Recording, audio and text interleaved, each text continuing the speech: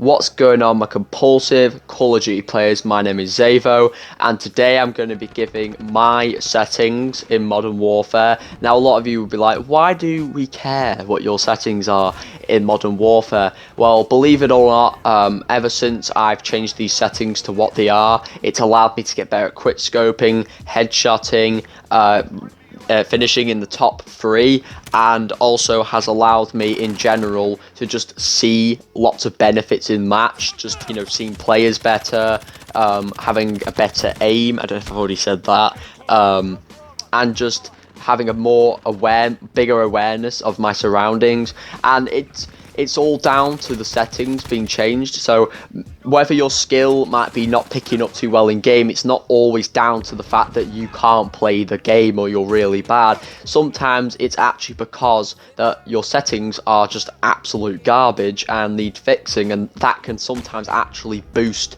your skill level a lot higher. So I'm going to be giving my settings that have helped me out personally, and let me know if they help you. Without further ado, let's get into this video.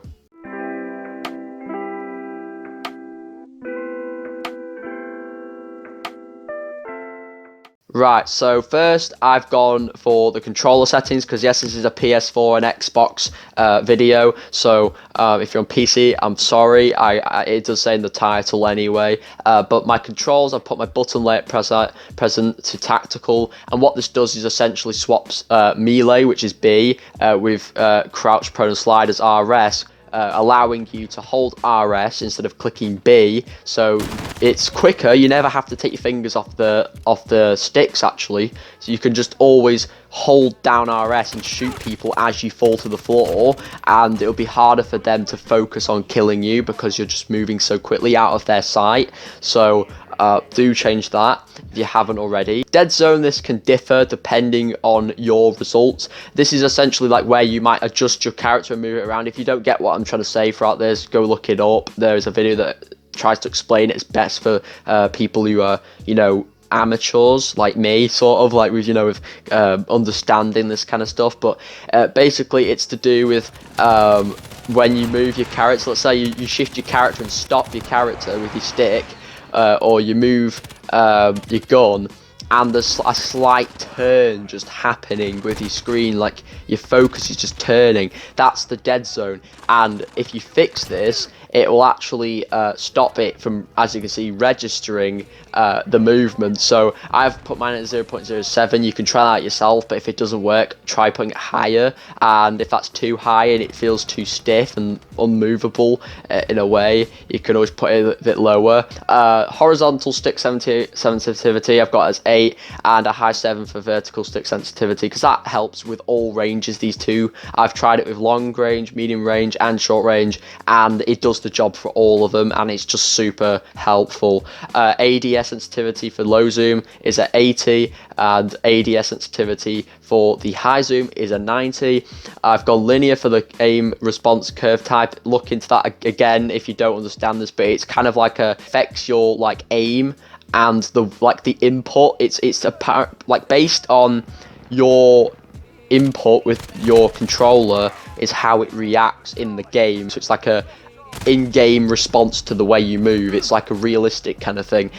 Just put it as linear, please. It do much better. Aim assist, you want that on standard because it'll fuck you over on a controller. If you're on PC, it will probably improve a lot, so you can select either of these, even though this is not for PC players, obviously. Do not have this on, just put it as standard. You want automatic sprint disabled. This will get you killed. You don't want to be like Fortnite where you run out into the open, because that's how you get yourself killed, of course, so please do switch that off. You only want to move and maneuver around the map when it's right. Obviously, you don't move all the way in a straight line because it's just not ideal whatsoever. Brightness I've got as 55, just because it's not too bright and hurts my eyes or gives me gaming sickness, and also so it's like you can actually see properly. Film grain, put it to a 0. This will also, I'll also explain this in a minute why this helps. Colorblind type, I put that to 𝙻𝚒𝚗𝚔𝚜. I can't even say that, and I've got it as the colorblind target as both, and this is what like enhances the saturation and just makes it so much easier to see players. So instead of your players' gamer tags being red if they're on the enemy team, it will be yellow, so it's kind of a fancy little thing, but it makes it so much easier to kill people and spot people from afar.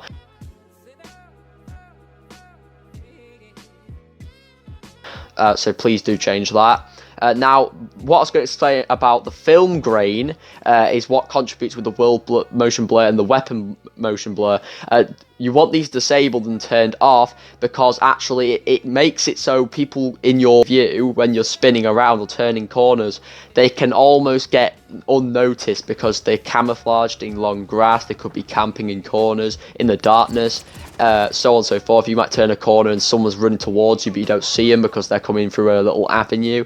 It can get you killed because of the blur. It doesn't allow you to see things. So if you see my gameplay and thought, why does it look kind of weird when he moves around? It looks like straight to the point and all that. It's because I don't have the blur. So you want the blur switched off for both of them and the film grain to 0. All this doesn't matter down here. Audio. Home theater if you're using your TV audio. If you're using your headset, it's a habit that I don't change it myself, but I should do really if I want better results.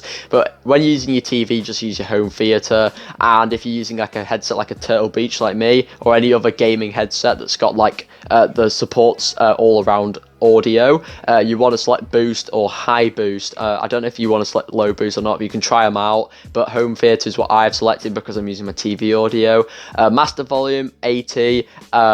Music volume I've got to 35 just because you don't need to hear music. It's not essential in game and can distract you, especially at the end of the game. Dialogue volume you want it to 60 just because it's important to hear the announcements in game of when someone's calling a UAV, or I don't know how much time's remaining, all that kind of stuff, or shit like that. So you want that switch to 60.